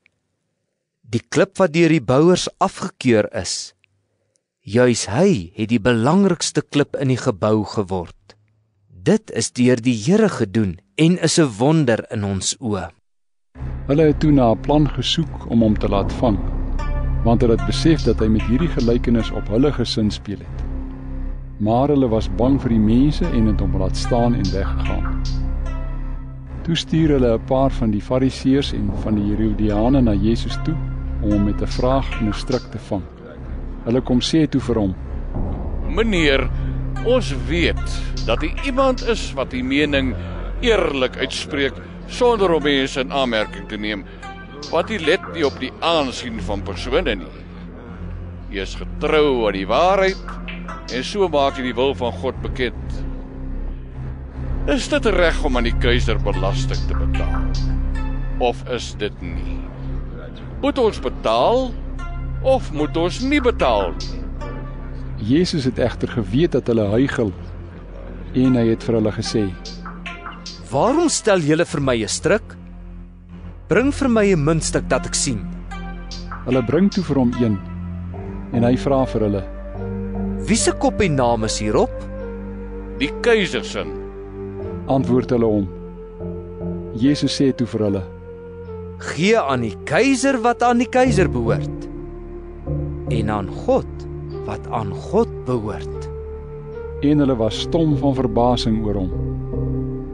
Toe kom daar Sadduseërs na Jesus toe. Dit is hulle wat beweer dat daar nie 'n opstanding is nie. Hulle vra hom toe: Meneer, Moses het vir ons voorgeskrywe, as iemand se broer sterwe en 'n vrou agterlaat maar nie kinders het nie, moet hy met die weduwee van sy broer trou en 'n nageslag vir sy broer verwek. Nou was daar 7 broers. Die oudste het getrou en by sy sterwe geen kinders gehad nie. Die tweede het toe met die weduwee getrou, maar hy het ook gesterwe sonder om kinders agter te laat, en die derde net so. Nie een van die 7 het kinders by haar gehad nie. Heel laaste het die vrou toe ook gesterwe. Met die opstanding, wanneer hulle uit die dood opstaan, wie van hulle se vrou sal sy wees? Al 7 het haar mos as vrou gehad. Jesus sê vir hulle: Is die rede waarom julle dwaal nie juis dat julle nie die skrif ken nie en ook nie die krag van God nie? Ja, want wanneer die mense uit die dood opstaan, trou hulle nie meer nie, maar is hulle soos die engele in die hemel. En dat die dooies opgewek word? Het julle dan nie in die boek van Moses in die gedeelte oor die doringbos gelees hoe God vir hom gesê het: Ek is die God van Abraham, die God van Isak, die God van Jakob nie. Hy is nie 'n God van dooies nie, maar van lewendes. Julle is dus heeltemal aan die dwaal. Een van die skrifgeleerdes het hulle hoor redeneer en het nader gestaan. Toe hy sien dat Jesus hulle 'n goeie antwoord gegee het, vra hy vir hom: Wat is die heel grootste gebod? Jesus antwoord hom: Die eerste is: Luister, Israel, die Here ons God is die enigste Here. Jy moet die Here jou God lief hê met jou hele hart en met jou hele siel en met jou hele verstand en met al jou krag. Die tweede is: Jy moet jou naaste lief hê soos jouself. Geen ander gebod is groter as die 2 nie. Pragtig, meneer, sê die skrifgeleerde vir hom. Dit is waar wat hy gesê het. Die Here is die enigste God en daar is geen ander God as hy nie. En om hom lief te hê met jou hele hart en met jou hele denke en met al jou krag en om jou naaste lief te hê soos jouself is van meer belang as al die brandoffers en ander diereoffers. Toe Jesus hom so verstandig oor praat, sê hy vir hom: Jy is nie ver van die koninkryk van God af nie. Niemand het dit toe meer gewaag om hom 'n vraag te stel nie. Jesus het toe voortgegaan om die mense in die tempel te leer, en hy het vir hulle gesê: Hoe is dit dat die skrifgeleerders sê dat die Christus die seun van Dawid is? Dawid self het deur die ingewing van die Gees gesê: Die Here het vir my Here gesê: Sit aan my regterhand totdat ek jou vyande aan jou onderwerp het. Dawid self noem hom Here. Hoe kan hy dan sy seun wees?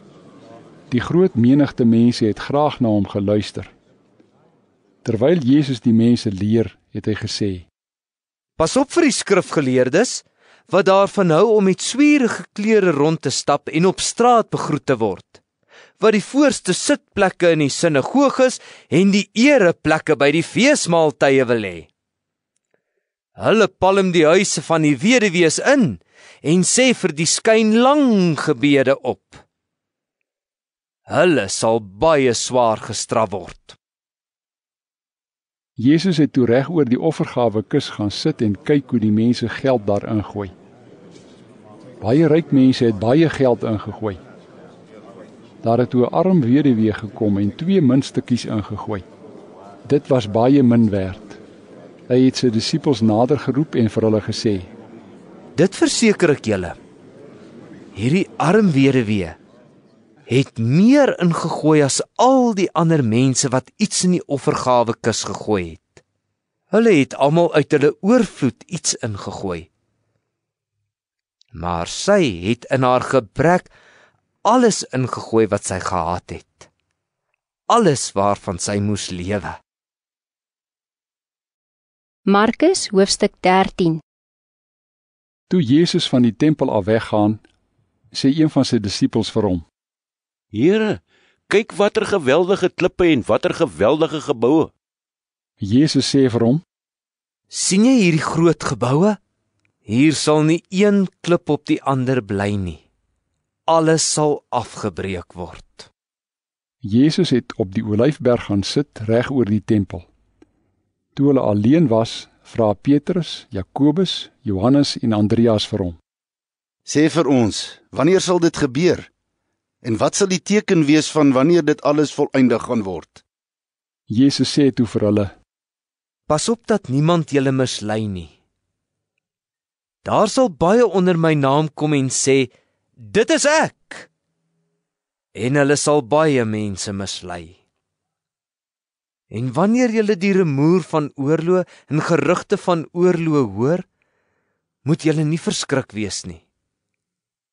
Dit moet kom, maar dit is nog nie die einde nie. Want die een nasie sal teen die ander te staan kom en die een koninkryk teen die ander. Daar sal aardbewings op baie plekke voorkom, daar sal hongersnode wees. Hierdie dinge is geboortepyne, die begin van die nuwe tyd.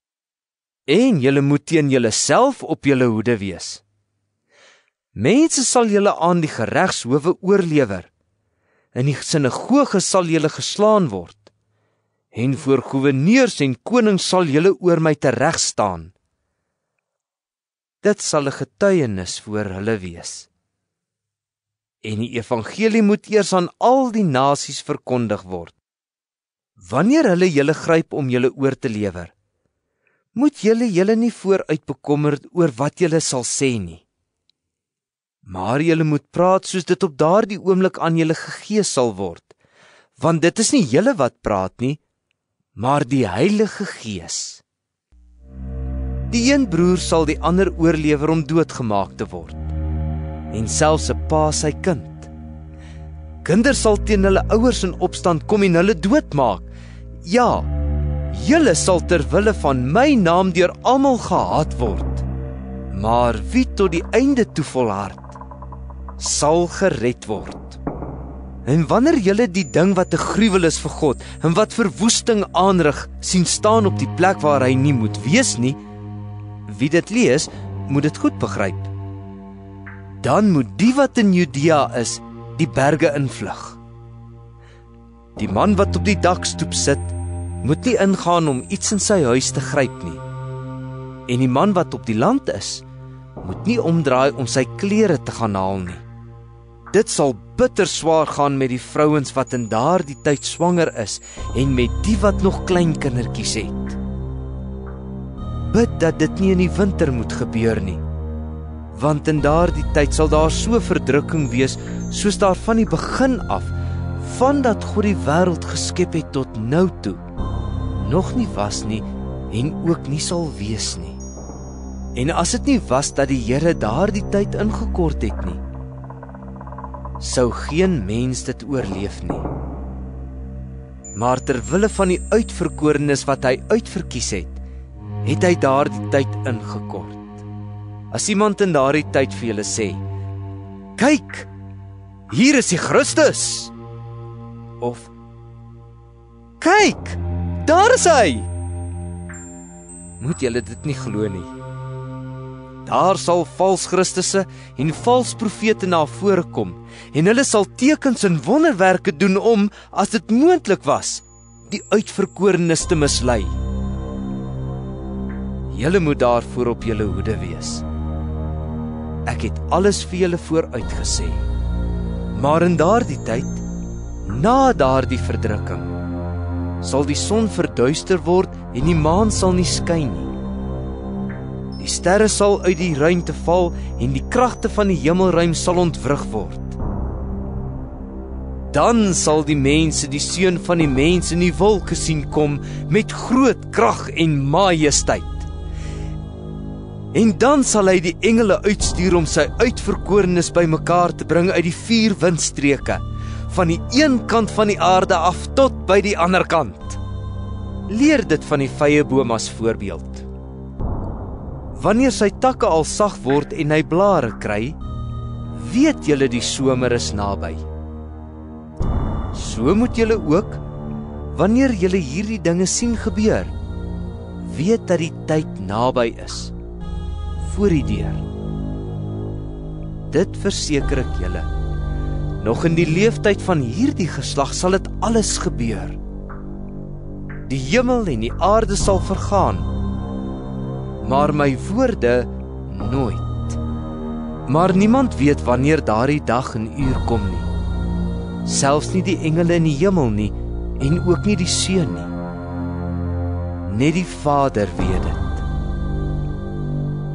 Wees op julle hoede, wees waaksaam, omdat julle nie weet wanneer die tyd daar is nie. Dit is soos 'n man wat ver weggegaan en sy huis onder beheer van sy slawe gelaat het. Hy het vir elkeen sy werk gegee en die deurwagter beveel om waaksaam te bly.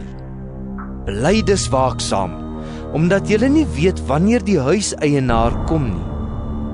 In die aand, of middernag, of met hanekraai, of die môre vroeg nie, sodat wanneer hy onverwags kom, hy julle nie aan die slaap kry nie.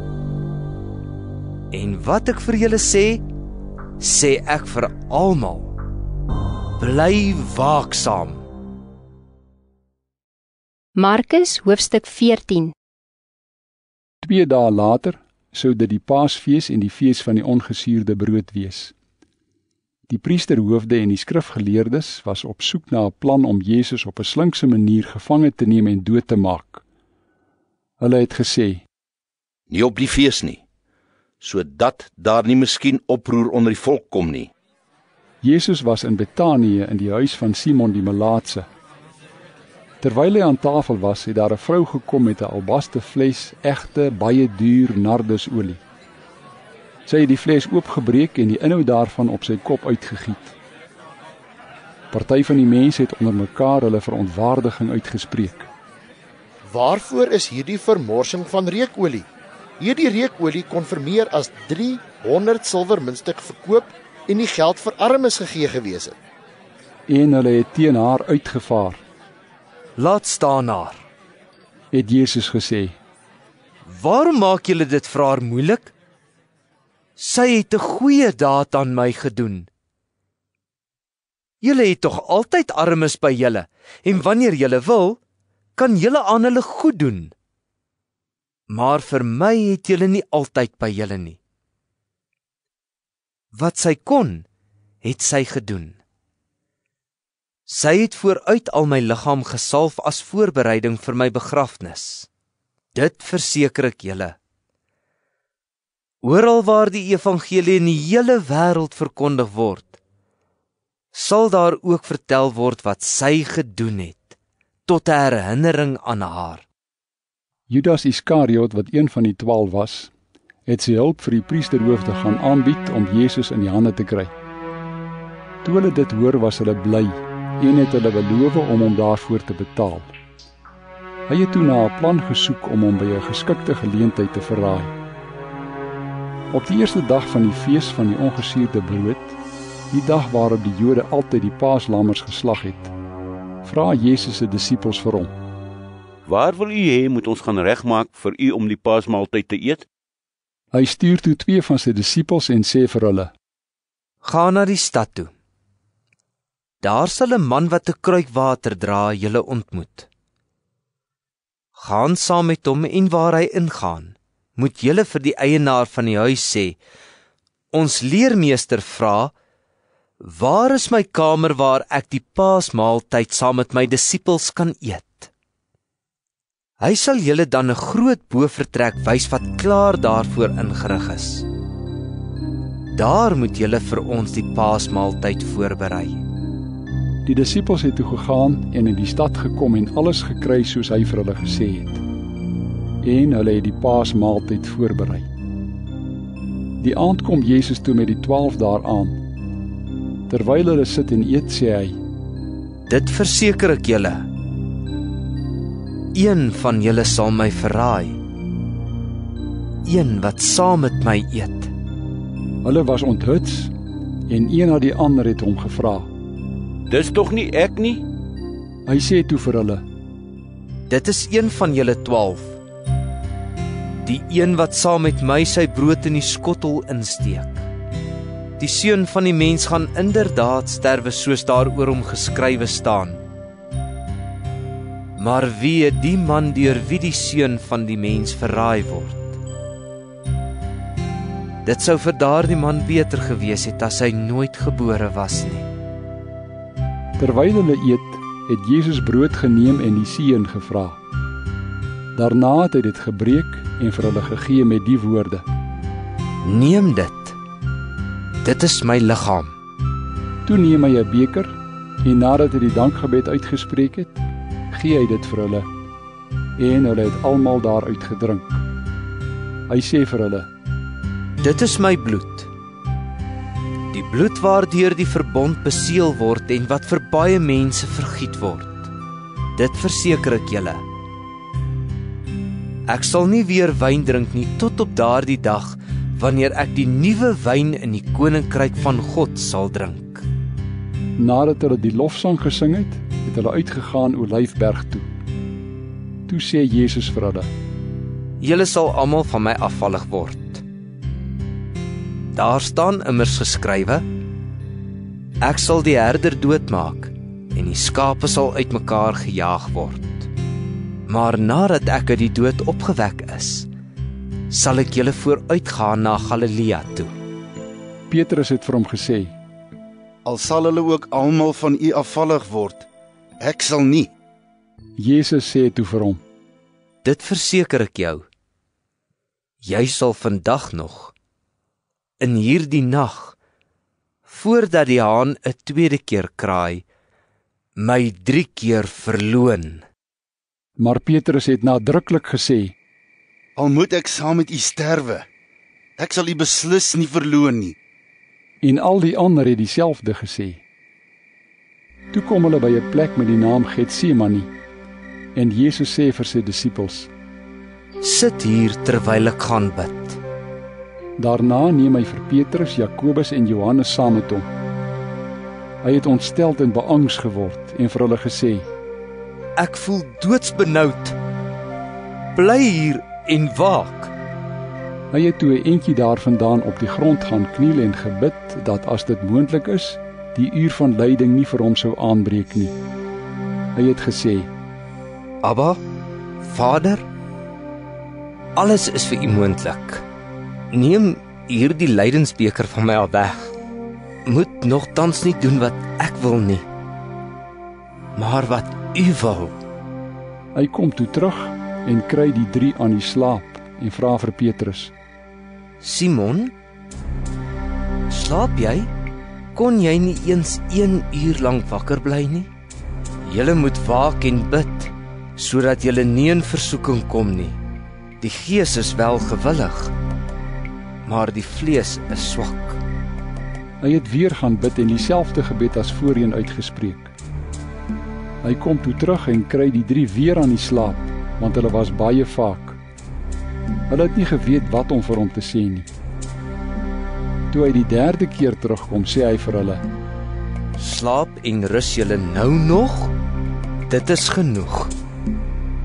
Die tyd het gekom. Die Seun van die mens word in die hande van die sondaars oorgegee. Staan op. Kom ons loop. Kyk. Die man wat my verraai, is hier naby. Op daardie oomblik, terwyl Jesus nog praat, kom Judas, wat een van die 12 was, daaraan, saam met 'n klomp mense met swaarde en stokke. Hulle is deur die priesterhoofde en die skrifgeleerdes en die familiehoofde gestuur. Die verraaier het met die mense 'n teken afgespreek. Hy het gesê: Die een wat ek sal soen, dit is hy. Gryp hom en vat hom weg. Moenie dat hy ontsnap. Toe hy dan daar kom, het hy reguit na Jesus toe gegaan en gesê: Rabbi, en hom met 'n soen gegroet. Die ander het vir Jesus gegryp en hom gevange geneem. Een van die wat daarby gestaan het 'n swaard uitgeklip, daarmee na die slaaf van die hoëpriester geslaan en sy oor afgekap. Jesus sê toe vir die mense: Het julle met swaarde en stokke gekom om my te vang asof ek 'n rower is? Dag vir dag was ek by julle besig om die mense in die tempel te leer, en julle het my nie gevange geneem nie. Maar die skrif moet in vervulling gaan. Toe het al sy disippels hom in die steek gelaat en weggehardloop. 'n Sekere jong man is saam agter Jesus aan, met net 'n doek om sy lyf. Die mense gryp hom toe, maar hy het die doek gelos en kaal weggehardloop. Hulle het Jesus weggelei na die hoëpriester toe. Die priesterhoofde en die familiehoofde en die skrifgeleerdes het almal daar saamgekom. Petrus het op 'n afstand agter hom aangegaan tot binne in die binnehof van die hoëpriester se woning. Daar het hy hom saam met die wagte by die vuur gesit en warm maak. Die priesterhoofde en die hele Joodse raad het geprobeer om 'n aanklag teen Jesus te kry om hom dood te maak. Maar hulle het niks gekry nie. Baie mense het vals getuienis teen hom afgelê, maar die getuienis het nie ooreengestem nie. Sommige van hulle het na vore gekom en vals getuienis teen hom afgelê deur te sê: Ons het hom hoor sê: Ek sal hierdie tempel, wat deur mense gemaak is, vernietig en binne 3 dae 'n ander een bou, wat nie deur mense gemaak is nie. Maar ook hieroor het hulle getuienis nie ooreengestem nie. Toe het die hoëpriester in die raad opgestaan en Jesus begin ondervra. Verweer jy jou glad nie? Het hy gesê. Wat van die getuienis wat hierdie mense teen jou inbring? Maar Jesus het niks gesê nie en hom glad nie verweer nie. Die hoëpriester het hom verder ondervra. Is jy die Christus, die seun van hom aan wie die lof toekom? Het hy hom gevra. Ek is, het Jesus geantwoord. En julle sal die seun van die mens sien waar hy sit aan die regterhand van hom wat magtig is. En wanneer hy kom op die wolke van die hemel. Toe skeur die hoëpriester uit verontwaardiging sy klere en sê: Waarvoor het ons nog getuies nodig? Julle het die godslastering gehoor. Hoe lyk dit vir julle? Hulle het hom eenparig veroordeel.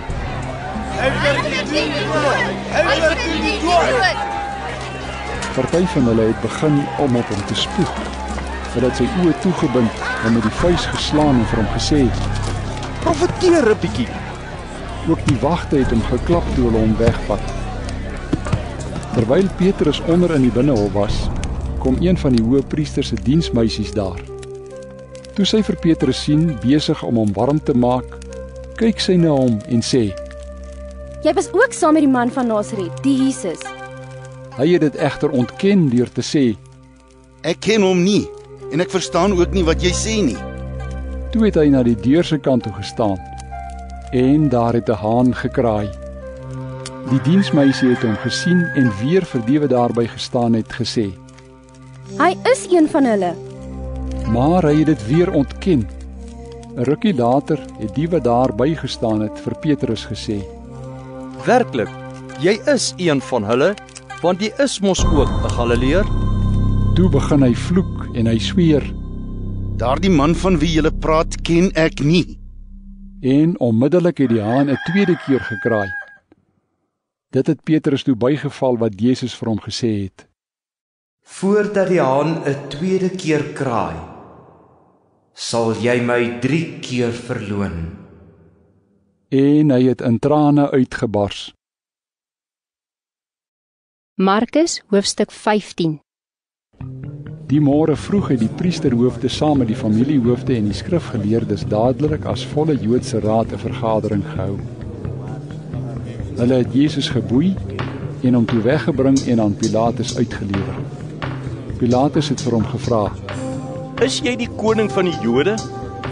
Jesus antwoord hom: Dit is soos u sê. Die priesterhoofde het hom van baie dinge beskuldig. Pilatus het hom toe verder ondervra. Verweer jy jou glad nie? Het hy gevra. Kyk waarvan beskuldig hulle jou alles. Jesus het egter niks meer gesê nie, sodat Pilatus verbaas was. Elke Paasfees het Pilatus vir die mense een gevangene, die een wat hulle gevra het, losgelaat. Daar was 'n man met die naam Barabbas in die tronk saam met ander opstandelinge. Hulle het tydens die opstand moord gepleeg. Daar het toe juis 'n klomp mense gekom en Pilatus gevra om vir hulle te doen wat hulle van hom gewoond was. Pilatus vra hulle toe: Wil julle hê ek moet die koning van die Jode vir julle loslaat? Hy het geweet dat die priesterhoofde hom uit afguns uitgelewer het. Hulle het die mense egter opgesteek om te vra dat hy liewer Barabbas vir hulle moet loslaat. Pilatus het weer vir hulle gevra: Wat wil julle dan hê moet ek met hom maak wat julle die koning van die Jode noem? Skreeu hulle. Waarom? Wat se kwaad het hy gedoen? Vra Pilatus hulle. Maar hulle skreeu nog harder.